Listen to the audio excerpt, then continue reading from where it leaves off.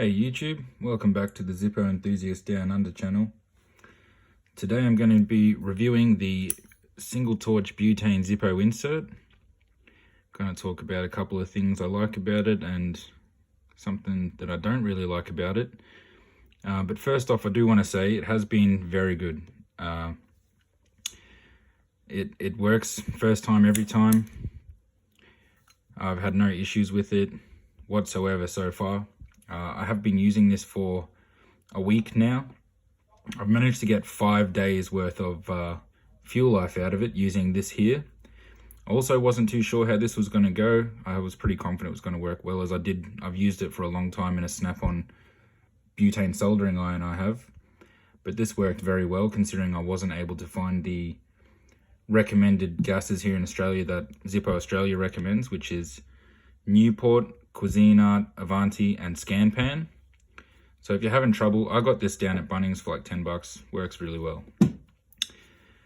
First off, I do want to say that one thing I do really like about it, and I'll show you here, this is just another brass Zippo with the standard insert.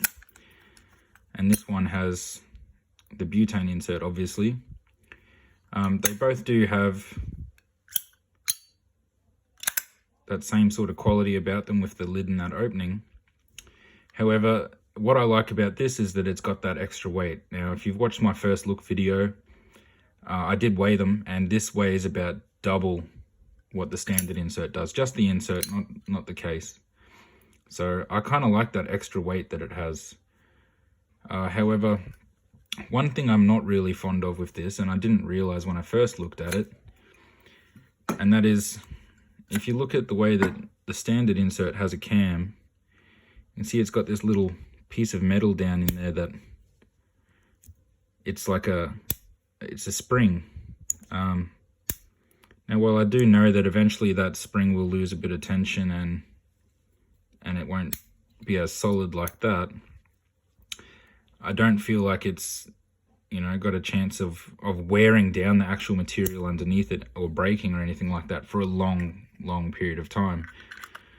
What I've noticed with the butane insert is there's a piece of plastic under there, and it's obviously got some sort of spring up and down inside there, so it's not like the spring that's underneath the wick that presses on it. It's this little piece of plastic. Now, I haven't had any issues with it, and as of right now it actually feels like it's got a bit more tension than the standard insert. That's just my impressions of it. But I do feel like this will be a sort of a weak point of this whole lighter. While the rest of it is very well built, it's very solid. Mine is running out of gas here today. It sort of gets to this point where it sputters, and that's it there. So I'm going to refill this.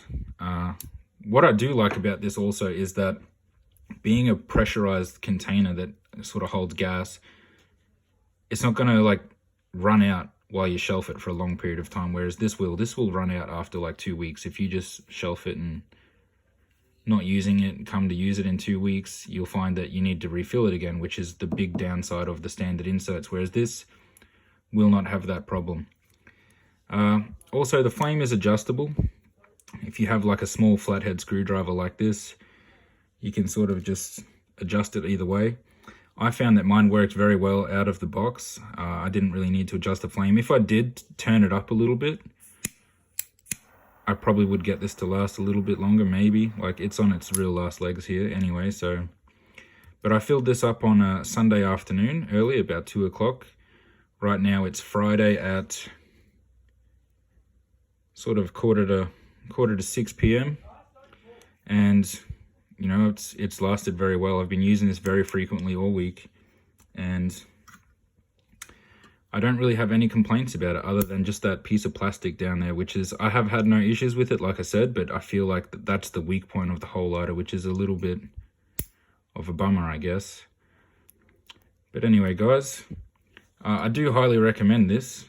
If you're not too into this, constantly having to refill it every week if you're using it often, or over every couple of weeks, maybe a month, changing the flints and worried about changing the wick over or like trimming it and stuff like that. This is a very low maintenance alternative. All you do when it runs out, and it did last me after like heavy use all week, 6 days, you just fill it up, 6 seconds, done. That is it. So that's pretty cool.